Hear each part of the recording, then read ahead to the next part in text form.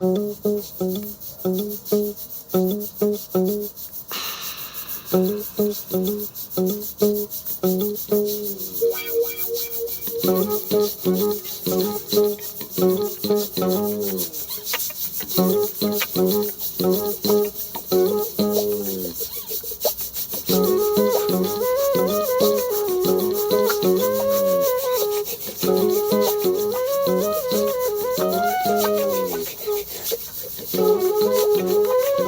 comienza Buenos Días América, un programa de culturas, libros, poesía y arte. Desde el río hasta la montaña, desde la montaña hasta el mar, por el 107.7 de la frecuencia modulada. 7 Norte Radio, aún tenemos radio.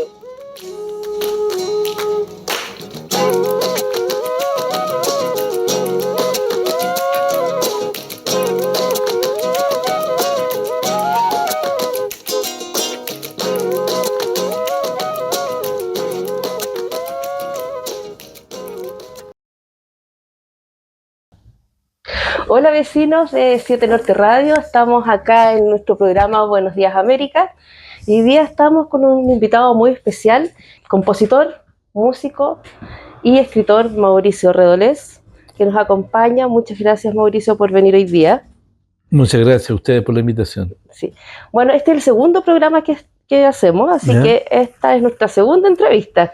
¿Y cuál fue la primera? Entrevistamos a la Pía Barros. Ah, la Pía, ya. Sí, que vino a hablar en el marco del 8M sobre el tema de la organización de escritoras chilenas, como vocera. Okay. Así que estuvo bien entretenido también, así que esperemos que la pasemos bien hoy día.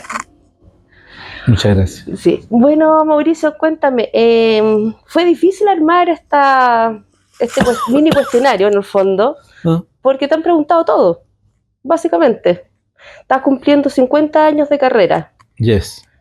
Me gustaría partir primero por la poesía. ¿De dónde nace esta pulsión de la poesía?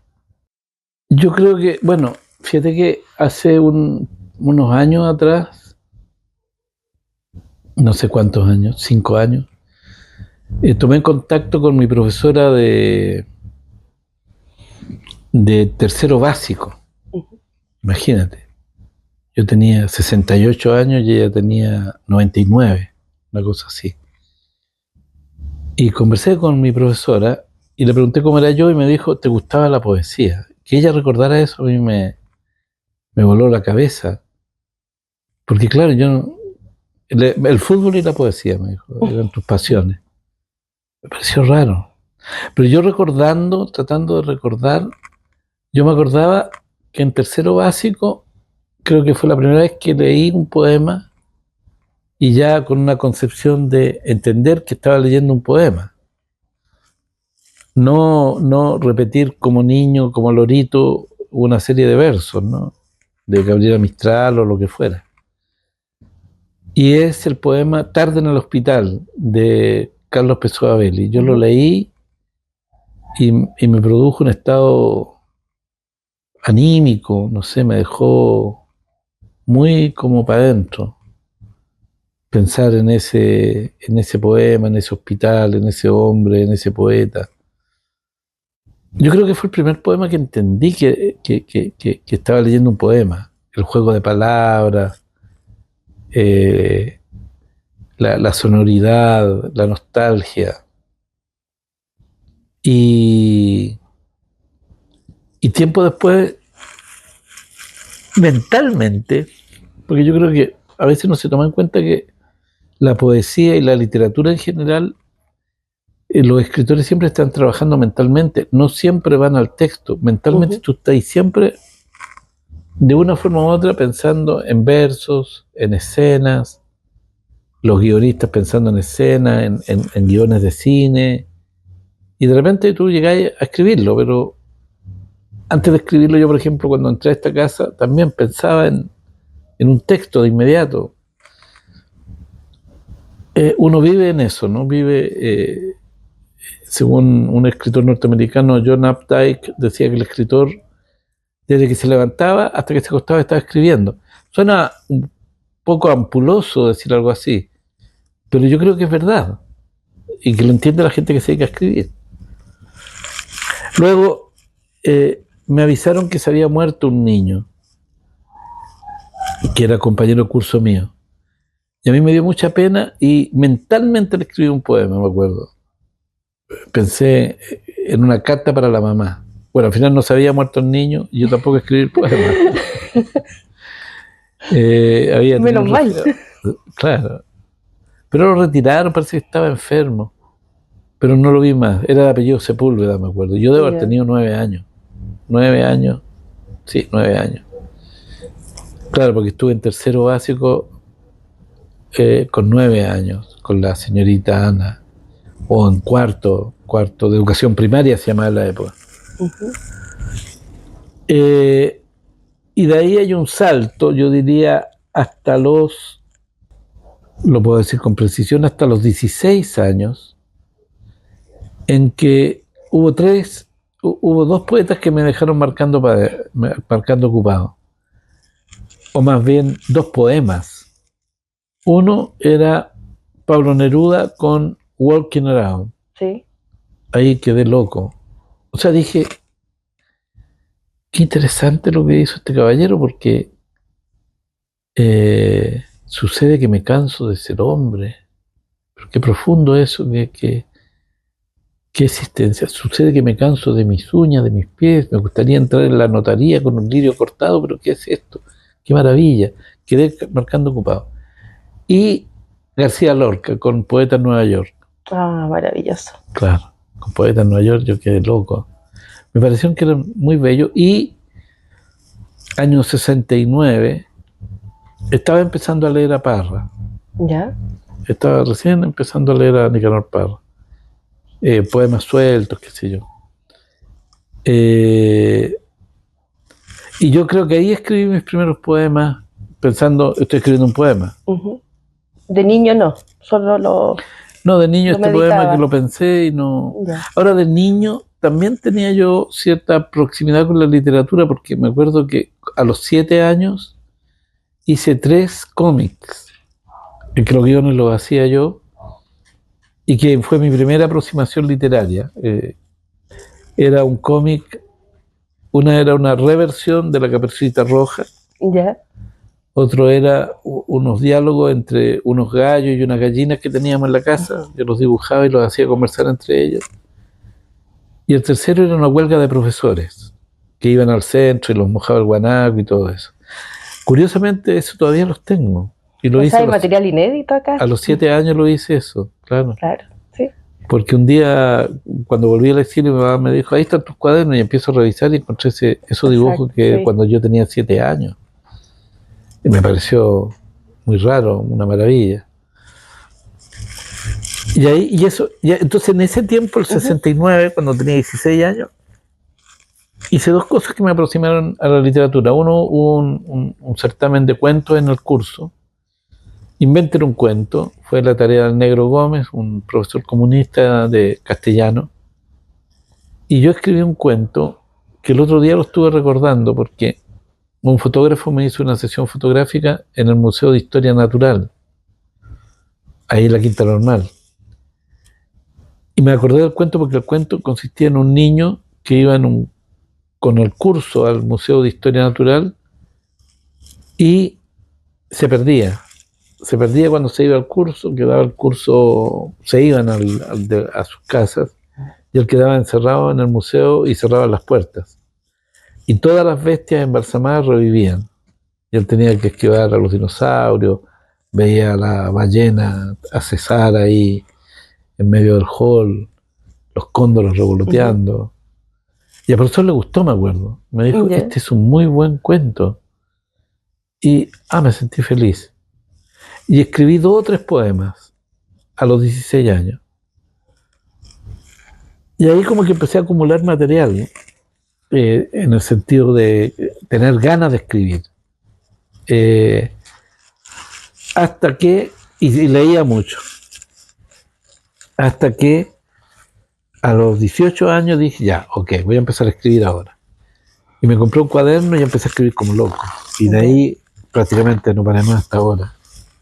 No todos los días escribo, a veces reviso, a veces rescato, a veces escribo mentalmente, o sea, todos los días tengo una relación con la literatura. Exacto. mi compañera me dice que si yo llevara a papel lo que tengo en la cabeza o tengo desperdigado en libretas, en papelitos, en cuadernos, tendría una gran producción, ya es verdad. Soy muy lento en eso, en concretar. Los primeros poemas que escribí eran muy parreanos y me alejé del mundo de la poesía. Empecé a escribir a los 18 años como narrativa, me volvía loco Kafka y Cortázar. Chekhov también. Y encontré y caí preso. Caí preso a los 20 años. Escribía todos los días en aquella época. Empecé a escribir de nuevo en la cárcel, en narrativa. Yo, a los 17 años se produjo un quiebre entre escribir por pasarlo bien, porque era divertido, a escribir como una tarea existencial y militante. Y fue después de haber leído Patas de Perro de Carlos Droguet. Yo cuando leí Patas de Perro y termino el libro, dije, esto es lo que yo quiero. Esta es mi barricada. Yo desde aquí voy a disparar.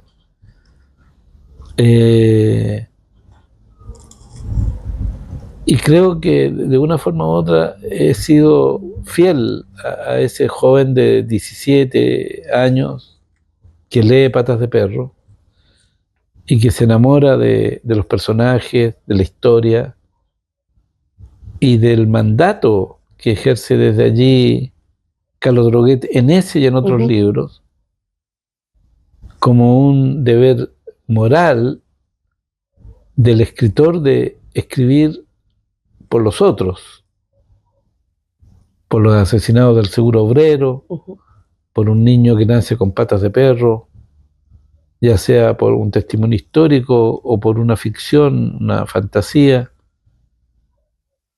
Creo que para mí, en lo personal, es la novela esencial chilena, Patas de Perro.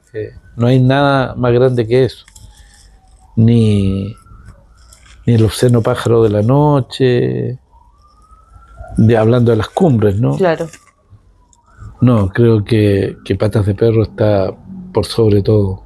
Y por esa fecha tú publicaste tu primer libro, tengo entendido, ¿no? Cuando viajas al exilio. No, el primer libro... ¿O lo sacaste antes? El primer libro... La primera cosa que publiqué, que fueron 60 fotocopias, por tú, fue el 78. Ok. Fue el 78. Que eran 4 hojas fotocopiadas por ambos lados, en un papel bonito, con un diseño que hizo un amigo y con 50 erratas por cada página. Como corresponde. Si eran 4 páginas, eran 200 erratas. 5 por 4, 20. Era terrible, terrible. Todavía tengo un ejemplar de esas 4 hojas. Yeah. De allí, yo hice un libro con mis manos, mediante el expediente del foto stencil, en que tú le hacías una fotocopia a una hoja y te salía, no una fotocopia, te salía un stencil. Claro. Por lo tanto, estuve toda una tarde en una librería trotskista de Londres haciendo copias y copias y copias y copias en stencil y después pasándolos por la máquina y sacando la hoja. Y así hice 300 ejemplares de un libro que se llamó Poemas Urgentes. También tengo un ejemplar de Poemas Urgentes. Alguien encontró uno en San Diego hace poco, dedicado por mí en Rotterdam, porque yo los vendí en Rotterdam. Ya. Y de ahí... Viajó el ejemplar. Viajó, imagínate. Y de ahí la Juventudes Comunistas, yo era militante de la Jota. Yo había mandado un libro a Casa de las Américas el año 82. Mandé un libro con un título muy largo.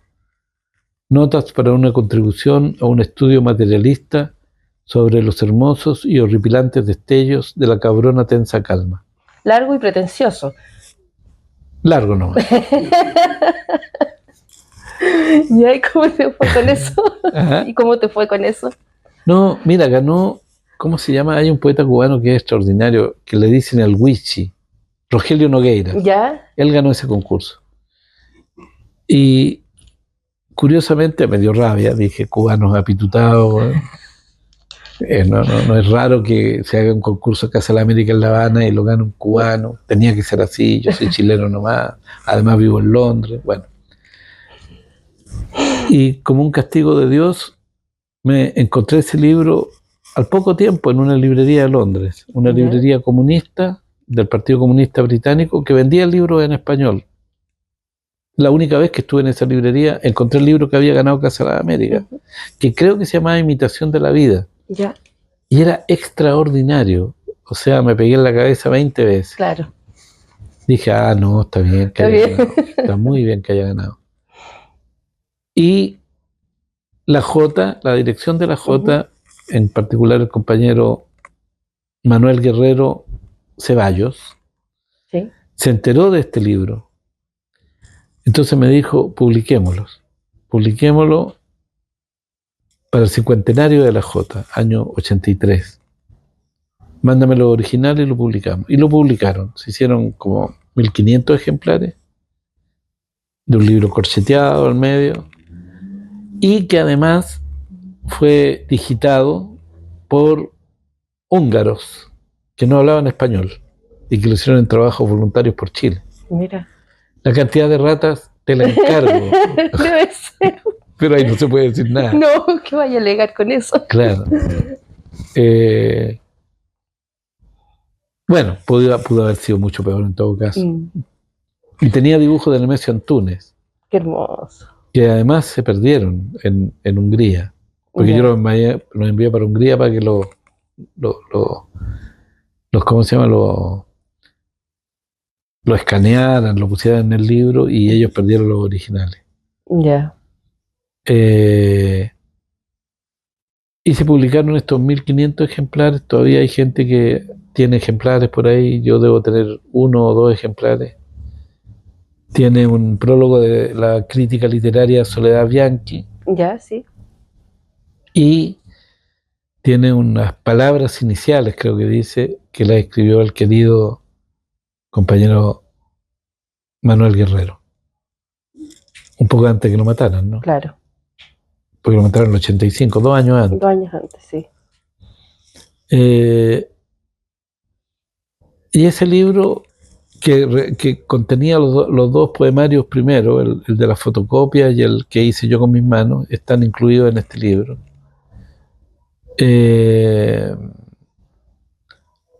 Posteriormente lo incluí en una antología que hice acá en Santiago, que se llama Estar de la poesía o el estilo de mis matemáticas, y que Random House lo editó como El estilo de mis matemáticas el 2017. Y que hizo 2 ediciones de 2000 ejemplares, y este año aparece de nuevo la 3ª edición. Qué buena noticia. Sí, y ahí vienen estos, no todos, porque ocurrió lo siguiente, que el libro Estar de la poesía o el estilo de mis matemáticas lo hice yo, y yo tengo muy mala cueva con el los rosado, libros que ¿no? hago, el libro rosado, sí. Claro. Entonces, todo el mundo se reía del libro, que si yo decían que era un libro de una editorial de biología para cuarto medio, por los colores, bueno, en fin. Parecía un texto de matemáticas para octavo básico, por el dibujo, bueno, en Después fin. te voy a contar qué me pasó cuando lo leí por primera vez. A ver, cuéntame. No, quedé impresionado. Llegó, me acuerdo, mi hermano con el libro de un lanzamiento que habías hecho cuando lo publicaste recién. Y me dijo, mira, esto te va a gustar. Y yo lo leo y digo, ¿qué es esto? No lo podía creer. Fan desde ahí. No me quedó otra. Claro. Ser fan desde ahí, pero no me quedó otra. Pero era una cosa absolutamente novedosa respecto a lo que yo por lo menos comprendía sobre la poesía. Entonces fue bien impactante. Sí, y se demoró en salir porque salió el 2000 y tenía que haber salido el 85. Si el 85 todos esos poemas estaban, o la gran mayoría estaban escritos. No la gran mayoría. Pero un poco de la mitad ya estaba escrito. Ya había mucho que se escribía entre el 85 y el 2000. claro, lo que ocurre, oye, es que uno, cuando está escribiendo y está publicando y está haciendo libros, sobre todo cuando uno no pertenece al mundo de la academia, de las universidades, de la crítica literaria, va solo nomás, pues, va en estado de naturaleza, como diría Enrique Lin. Entonces, y empecé a recibir críticas, ¿no? Que se han mantenido en el tiempo, son más o menos las mismas críticas, como que yo no soy mal poeta, pero hueveo demasiado. Entonces, eso lo dijo hace poco con respecto al librito que publicó Lom, con un heterónimo. El libro se llama Los versos del subteniente o Teoría de la luz propia, y tiene un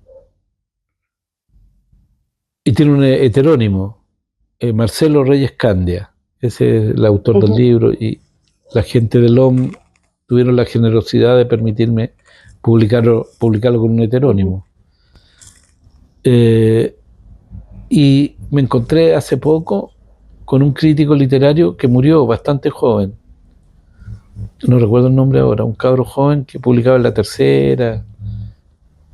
¿Que murió hace tiempo? ¿Ahora? Hará unos 3 años, ¿Ya? 4 años. Bueno, y este gallo hacía crítica en La Tercera. Y conversando con Adán Méndez, mi amigo Adán Méndez, le dije que para mí había sido una sorpresa descubrir a este crítico literario. Y Adán, que se lo ha leído todo, me dijo, pero ¿cómo no lo vaya a conocer? Me dijo, si incluso te criticó a ti, weón. ¿Cómo me iba a criticar a mí, weón? Yo me habría enterado. No, me dijo, te has puesto. Voy a buscar. Y encontró la crítica que hacía a ese libro. Y era la misma crítica que le hacían al libro Rosado otros amigos, entre otros Yanko González Cañas, que en una oportunidad, en un encuentro en Valparaíso de poetas, en 2011, me dijo, oye, si tu libro no es malo, me dijo, lo que pasa es que está muy mal hecho. Entonces le dije, hazlo tú. ¿En serio? Claro. Sí, en serio. Y nos demoramos 6 años en hacer el libro. Digo, nos demoramos porque él me enviaba propuestas y yo se las rechazaba. Y al final ya me dijo, haz la weá que queráis, Juan. Yo ya te di mi opinión. Oye, no, pero no te enojes, Yanko. Yo quiero seguir tu opinión, pero ¿cómo vas a sacar este poema? Curiosamente, o no tan curiosamente, me he encontrado con gente que me dice, weón, la cagó el Yanko, weón, ¿cómo saca ese poema si era muy bueno? Suele suceder aquella diferencia entre autor y editor. Claro, así que, pero además entre otros editores, entre comillas, que incluso me ha pasado que de repente empiezo a buscar un poema en el libro de Random y no está, y está en el libro Rosado, y digo, pero ¿cómo lo saqué, weón? ¿En qué estaba? Entonces la crítica que me hacía Yanko y la crítica que me hacía este crítico literario que no puedo recordar el nombre, que murió muy joven de cáncer, murió de 40 y tantos años, creo que era abogado. Voy a averiguar el nombre y te lo mando. ¿Qué decía este tipo? Decía, Reolé no es mal poeta, pero insiste en el chistecito fácil. No pone ningún ejemplo de los chistecitos fáciles. No llegó a tanto. Pero bueno, yo me doy cuenta cuáles fueron los que le molestaron. Me doy perfectamente cuenta cuáles podrían ser. Mauricio, y en ese sentido, tu trabajo siempre se ha caracterizado por este lenguaje más coloquial, más cotidiano, por esto que quizás algunos críticos llaman el chiste, ¿no? El humor. ¿Cómo crees tú que acerca tu trabajo a la gente que no esté de la academia, o cómo piensas tú que es la recepción de la gente que te lee, del público que te lee? ¿Qué pasa ahí? Mira, yo creo que con el tiempo se va a ver que yo era un buen poeta. Pero no se ríe, estoy hablando en serio. Allá también se ríen. Sí, No, de verdad. Lo dijo aquí. De verdad, con el tiempo. cuando le den después el premio nacional, ahí vamos a No, tener la no, entrevista no. grabada Yo y cuando vamos hablo a del decir. tiempo, cuando yo hablo del tiempo, estoy hablando de hace. 100 Yo, años. yo ni ustedes van a estar vivos. Oh, qué pena. Lo dijo acá. No, ya- No vamos a estar vivos. A lo mejor tú vas a tener 95 años y vas a decir, no me acuerdo quién lo dijo, ¿Quién lo yo hacía entrevisté un una programa. vez? Y no falta mucho para los 95 años, el tiempo pasa corriendo. Ay, sí, qué injusto. Claro, porque yo cumplo 72 ahora en Ujú. junio. Y para tener 95 son 92, 23 años. Y 23 años es el año 2002. Y el año 2002 está al lado. Sí, no sé. Sí, es muy Es loco. terrorífico, Es muy sí. loco. Dentro de poco voy a tener 93 años. Pero yo ya no voy a estar y van a decir, no era mal poeta este cabrón. Bueno, pasa con hartos poetas y ha pasado históricamente con muchos poetas acá en Chile que se Oye, revisitan. perdona la, Sí. ¿cómo se puede decir? Perdonando salvando las diferencias, Ujú. perdonando la patudez. Fue lo que pasó con Violeta Parra. Claro. Fue lo que pasó con Violeta Parra. Yo tenía el 67, el 5 de febrero creo que se mató. Ujú. Yo tenía 13 años. 13 años, todavía no cumplía los 14. Y me acuerdo que fue una noticia como quien dice, no sé, chocó un tren en Concepción, qué pena, murió una persona. Era, o sea, una noticia que pasó. Y uno de los biógrafos de la Violeta Parra, Sáez, no sé cómo se llama, Fernando Sáez creo, que él no era, no sé si había nacido o si tenía uso de la razón cuando murió la Violeta. Toda la investigación la hizo en la biblioteca y dice que le sorprendía lo poco que salió en los diarios, en la prensa escrita, la muerte de la Violeta. Claro. Entonces, y eso yo me acuerdo. Para mí, ¿quién era Violeta Parra a los 13 años? Era la señora que había compuesto Parabienes al revés, que lo cantaban las Cuatro Brujas. Por eso era conocida la Violeta a nivel popular, a nivel Claro. de las radios, del mainstream. Y la gente que más la ubicaba era la gente que iba a su carpa o que estaba más cerca a la escena folclórica de Chile, pero no más allá, no más allá. Y como que muere la Violeta y hay una explosión de interés por la Violeta, por la ausencia de ella. Ella es del año 17, tenía 50 años. Tenía 50 años y ella nació en octubre, creo. En octubre, el 5 de octubre creo que nació. O sea, todavía no cumplía tenía 49 años, creo. O sea, una mujer joven. Muy joven, muy joven. Muy joven. Y me acuerdo que revisando revistas viejas que yo guardo por ahí, había un artículo que debe haber sido el más extenso, que se publicó en una revista que se llamaba Rincón Juvenil, que era como la competencia de la revista Ritmo. ¿Ya? Y en Rincón Juvenil había una nota de una página con una foto de Violeta en que hablaban de esta señora media rara que la semana antes de suicidarse había ido a la redacción a invitarlos porque iba a hacer un curante en su carpa y quería que fuera alguna gente y andaba todavía con un saco de cholgas que lo andaba trayendo había llegado en un taxi con ese saco y iba para la reina porque iba a hacer un cocimiento y estaba invitando a la gente de esa revista y qué pena que murió esta señora tan folclórica de hacer un cocimiento y pasar a la revista. Claro. Allá Avenida Santa María creo que funcionaba Rincón Juvenil. Entonces, volviendo a este ejercicio narcisista mío, porque ¿en qué me doy cuenta yo que se va a apreciar más mi literatura? En la gente que me para en la calle. Puedo estar en el Paso Chacayuta como el otro día y, tú eres Redolés, y, porque además hay hay un constructo de poemas y canciones que para la gente es lo mismo, ¿no? Ujú. Y mañana pasado mi libro de pequeños recuerdos que se llama Algo Nuevo Anterior se hace más conocido, entonces no distinguen y no tienen por qué hacerlo. Es un autor que hace esto, que hace esto otro, que hace esto otro, que tiene un programa en Facebook, que, eh, que de repente va a dibujar, no tanto para creerme Mon Laferte, pero va a hacer unas caricaturas y las he publicado y la gente las comenta. Porque yo soy de una generación que trató de hacerlo todo, ¿no? Claro. La generación de gente que nació a fines de los 40, a principios de los 50. Y éramos gente que queríamos participar de todo y nos atrevíamos a meternos en todo. No había mucho respeto, en el sentido que se ha ido como hoy día en la juventud considerando de que para hacer música hay que estudiar música, para hacer literatura hay que estudiar literatura, para pintar hay que ir a un curso de óleo.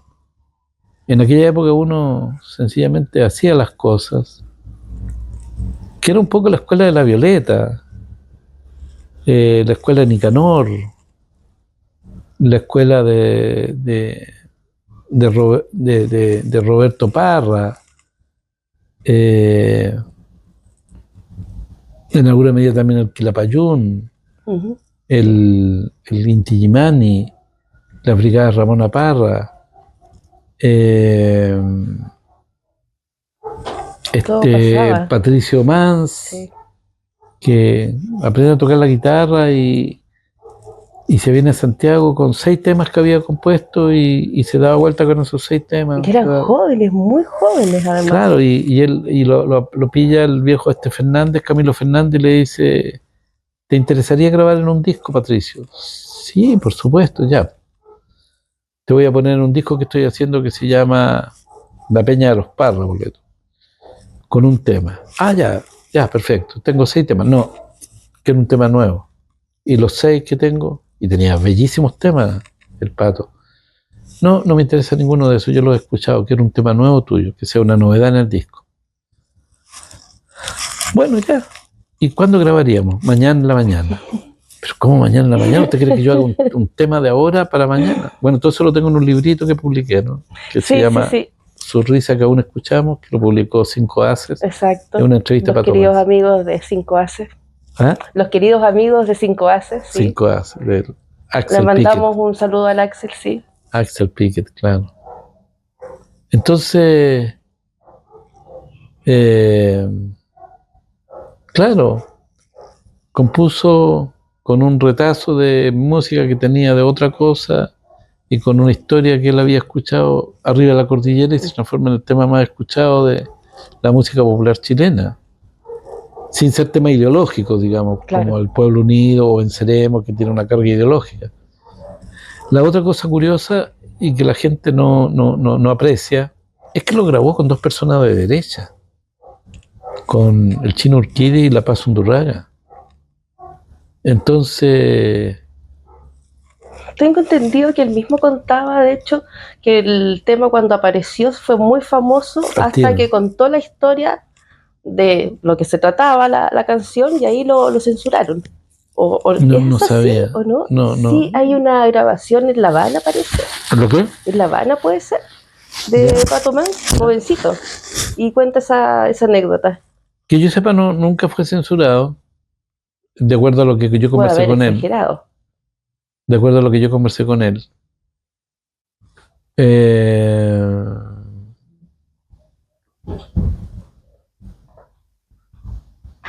No, primera vez que escucho algo parecido. Te voy a mandar el video. Ya. No, porque fíjate que yo me acuerdo que apareció el tema y él mismo me contaba en la entrevista y me contó personalmente fuera de la entrevista, off the record, de que era desesperante escucharlo todo el día, en la radio, en la micro, en la radio de la micro, digo, en la fuente de soda. Y además que la gente, y eso lo cuento en la entrevista que le hice en el libro este de 5 haces, la gente tomaba tan a pecho la canción que cuando se juntaban a carretear, él con su familia, qué sé yo, la gente se acercaba a él y le decía, ¿usted es Patricio Mann? Sí. Ay, qué pena que mataron a su papá. lo cuenta en la entrevista. No, si mi papá es ese viejo pelado que está tomando vino allá. No, a su papá lo mataron. Pues si usted lo dijo. La gente y su mamá cuánto sufrió. Bueno. No, si mi mamá no sufrió nada. Ahora, entonces, claro. O sea, si a los 95 te preguntan si ya supiste quién mató a Gaete. ¿Si a los 25? A los 95. Ah. Cuando tengas 95 años te preguntan quién mató a Gaete, vamos claro. a tener que tener una respuesta. Claro. Oye, pero ¿por qué no pusimos a hablar de Patricio Mann? Porque estábamos hablando de la Violeta Parra, que después de que ella muere, finalmente se le da el cupo, que es el reconocimiento. Pero ¿cómo llegamos a Mann? ¿A propósito de qué? La Violeta, Quilapayún. Por la revista Ritmo. Y después partimos... Por la pregunta inicial, de por qué cómo hace que cómo él conecta el hecho de que su poesía, su música, llegue en el fondo como a los comunes, a las personas, a los sencillos, que esa era la pregunta. Personas que estamos en la academia, en el fondo. Y ahí obviamente surge la Violeta, surge Quilapayún, surge Inti Illimani y el Pato Mann. Que nos atrevíamos a hacer todo. Exacto. Sí, porque la Violeta, imagínate, hacía esta arpillera. Claro. Ella no pedía permiso para ponerse a hacer arpillera. Ahora, Violeta Parra hay una. Sí. No hay más Violetas Parras. Al que le venga el poncho que se lo ponga. Sí, por supuesto. Bob Dylan hay uno. No hay más Bob Dylans. Y la gran desgracia de Bob Dylan es que nunca va a poder ir a un concierto de Bob Dylan. Sí. Entonces, tú vas viendo que fuimos una generación que la mía, que nos metíamos en hacer todas las cosas. Yo fui muy criticado por hacer música, todavía soy criticado por hacer música, pero para la gente le da lo mismo.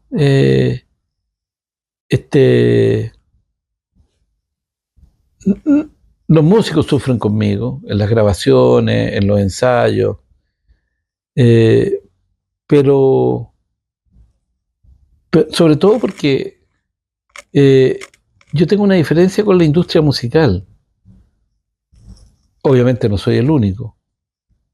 Es mucha la gente que ve la música como un arte, más que la música popular como una forma de arte, no como una forma de industria. Entonces, esto lo dije el otro día en un programa de radio, de la radio esta del Nasur, no sé cómo se llama, La Clave. Y fue mal interpretado, o mañosamente mal interpretado, qué sé yo. Pero lo que yo dije, lo dije no con la intención de denostar a nadie, sino que hacer una diferencia entre la música como empanada o la música como un objeto único. Lo que decía Nicanor Parra cuando le preguntaron por qué su poema Soliloquio del individuo era tan único, porque no había otro poema parecido. Porque yo hago poesía, no hago empanadas, dijo Nicanor Parra. Si alguien me pregunta por qué yo no tengo un éxito tipo Gaete, otro tema parecido, es que no podría hacerlo, no está dentro de lo que yo considero. Me gusta experimentar, me gusta caminar, me gusta seguir por otros lados, entonces no soy un buen producto comercial, aparte de no ser buen mozo, no tener una buena voz. Entonces, claro, todo mal. Pero además tengo la patudez de discutirle a la gente de la industria las cosas que yo quiero. Por ejemplo, todos los saltos armónicos que hay, creo que se dice armónicos, no sé, pero de acordes que hay en la canción Es Rica, fueron rechazados. Fueron rechazados por todo el mundo en sus comienzos. Y es una canción popular hoy día. Totalmente.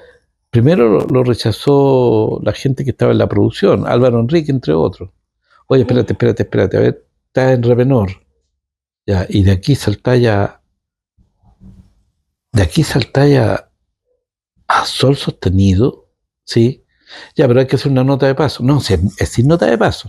No, pero mira, pin, ¿viste? Sí, eso no me gusta, lo hallo feo. Pero ¿cómo lo hallas feo? ¿Eso es lo correcto? No, es lo incorrecto. Estoy loco. Bueno, pero si lo compuse yo, respétame. Eso me pasó con Alvarito, a quien yo quiero mucho, respeto mucho.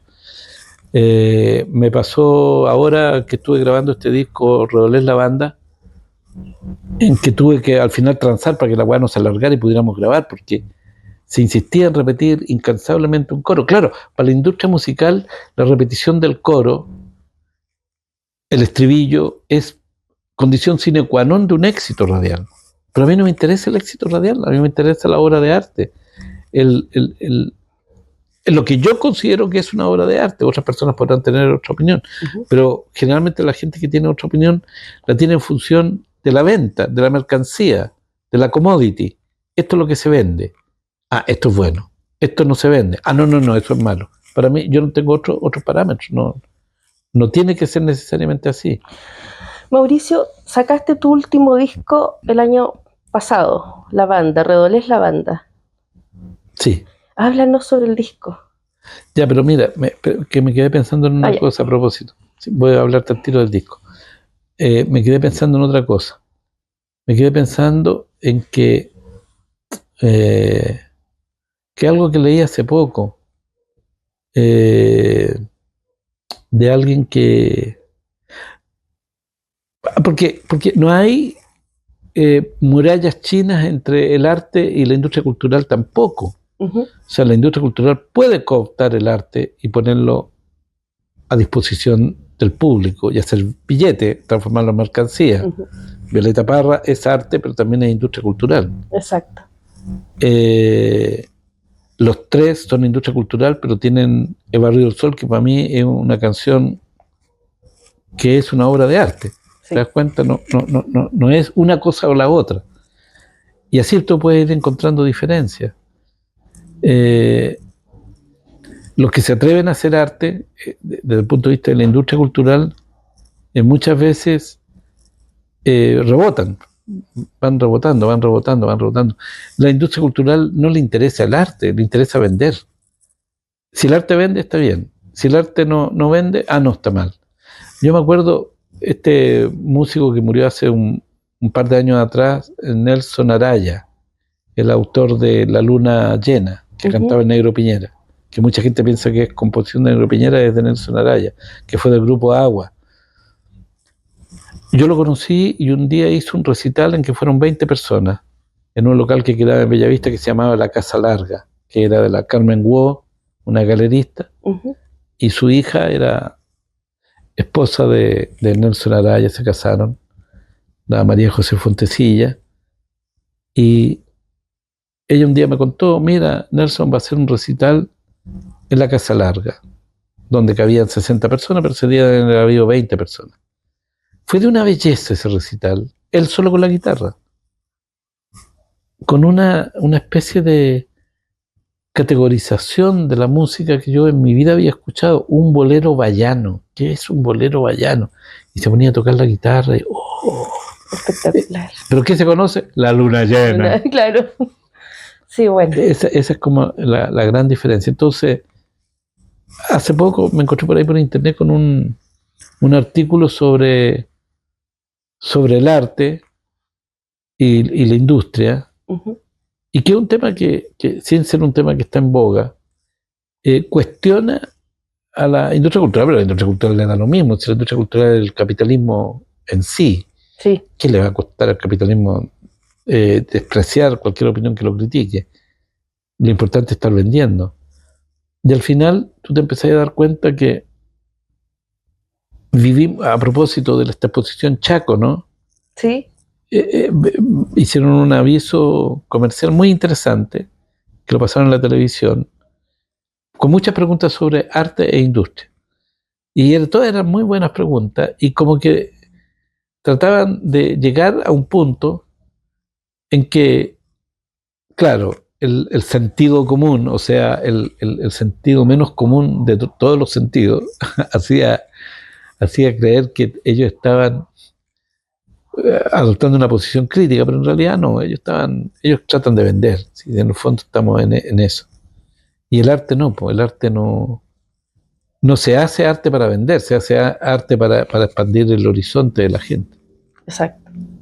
Perdona por lo largo de... No, el disco La Banda... es que, pucha, a mí me dan ganas de conversar horas contigo, pero fue muy a el disco La Banda nació en un momento muy especial y tiene que ver con gente que he ido conociendo, que ha sido muy importante. Quiero decir en primer lugar mis agradecimientos, bueno, al núcleo duro de la banda, que son Sebastián Rodolés, mi hijo, y Tacurí Tricot, hijo del compañero Tito Tricot, autor de Memorias de un frentista, Memorias de un sociólogo en el Frente Patriótico Manuel Rodríguez, de Seibo, que es un libro muy increíble, que por poco no estuvo también por estas piezas hace un tiempo atrás. Estaba citado, no llegó, se atrasó. Era impuntual, le salvó la vida. Increíble. Claro.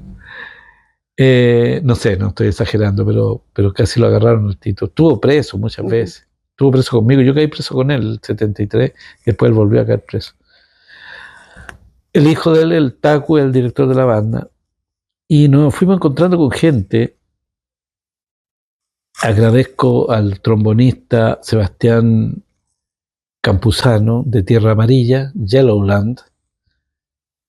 Agradezco a Sebastián Moya, de Curicó, del sur profundo, del Maule profundo, que fue director artístico, director musical del disco, y hizo una labor increíble.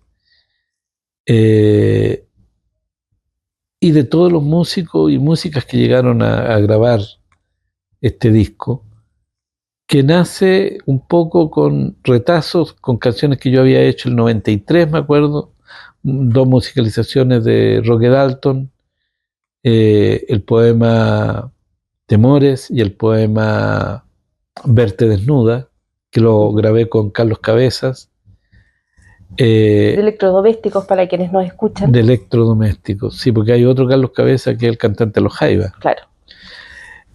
También grabé el poema Epigrama de Roque Dalton, que musicalizó Taku Tricot. Yo había musicalizado antes, pero se me perdió la musicalización, se me perdieron las posturas. Y lo grabé con Tita Parra, con la querida Tita Parra. Y habían otras canciones que estaban en otros discos y que merecían una mejor aproximación. El Finao, que está en el disco Cachay Redolé, Hijo de Ladrón Chileno, que hoy día recibí un muy bello correo de Gonzalo Peralta, el historiador, porque había escuchado el tema y había quedado para adentro. Hijo de Ladrón Chileno. Qué buena.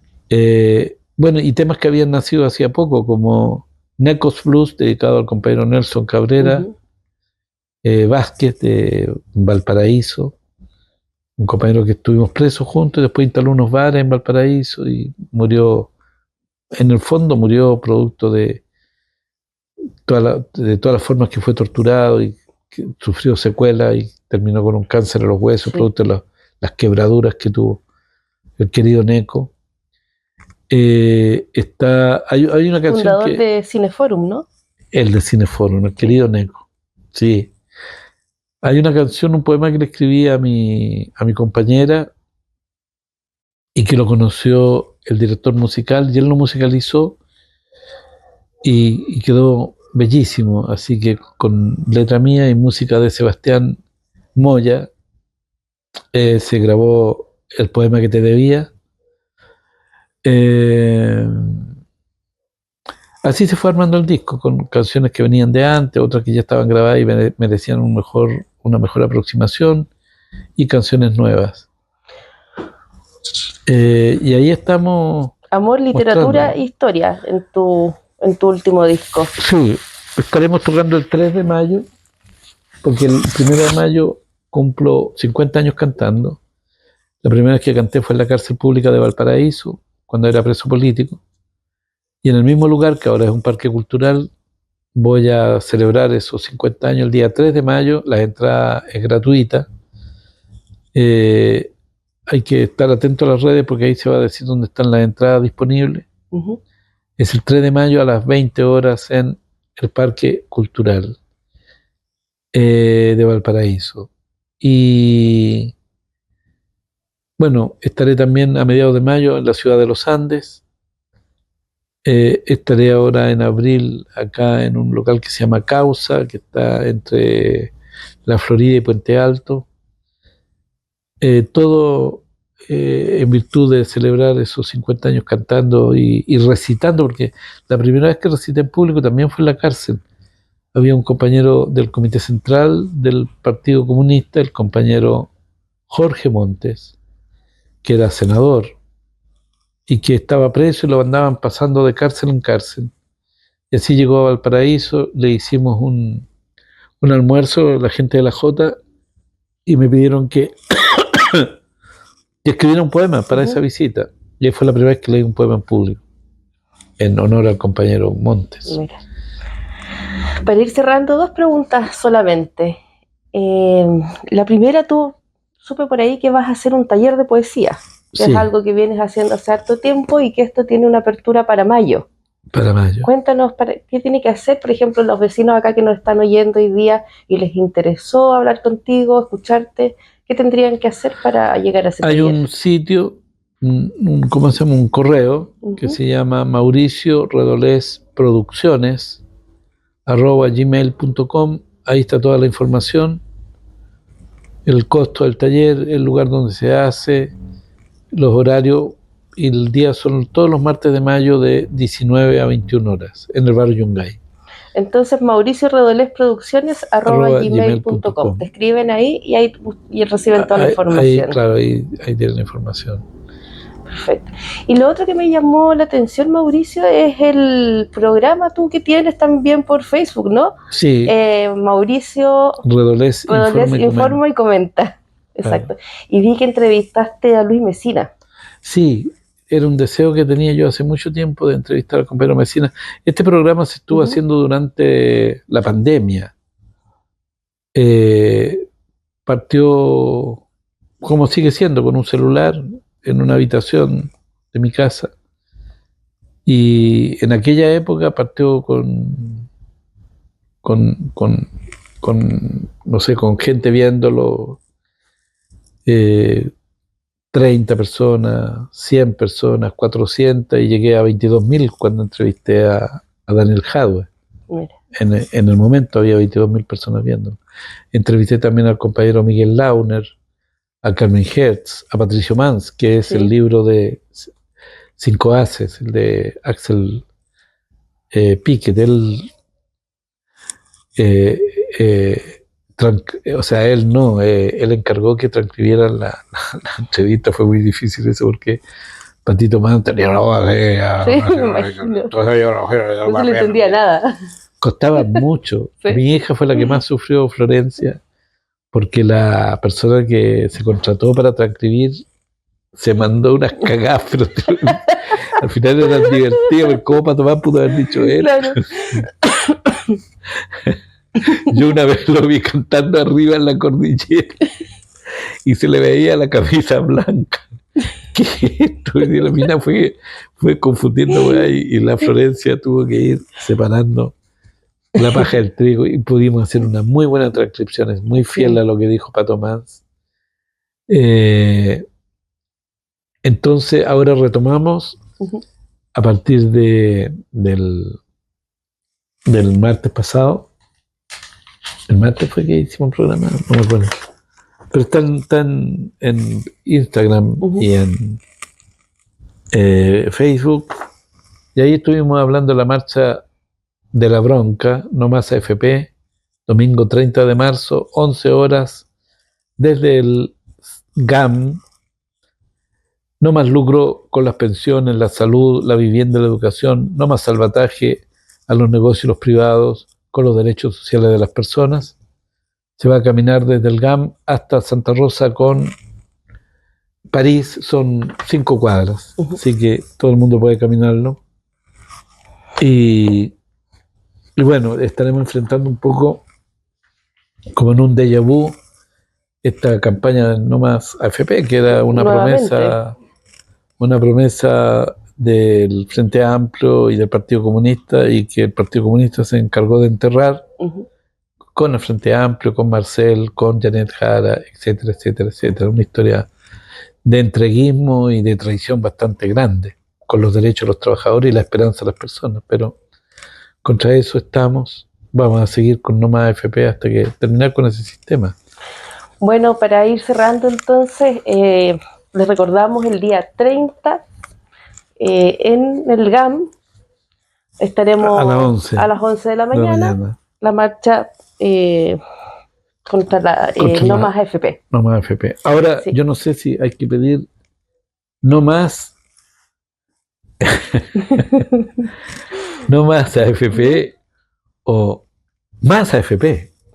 Le quitamos el no y ahí coincidimos con el Partido Comunista. La unidad de la izquierda es muy importante y el Frente Amplio. Más AFP. Bueno, estamos en año de elecciones, así que quién sabe. No Más AFP, Más AFP. Mauricio, un gusto, muchas gracias por acompañarnos hoy día en nuestro segundo capítulo de Buenos Días América. Esperamos tenerte próximamente con más tiempo, más temas, así que bueno, un honor siempre conversar contigo. Muchas gracias y bueno, como decían los futbolistas antiguos, estamos a su disposición. Muchas gracias. Chao.